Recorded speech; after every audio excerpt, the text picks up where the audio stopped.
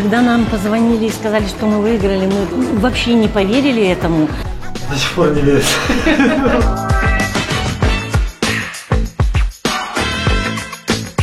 Мен Атырау облысы Индер ауданынан келіп тұрмын.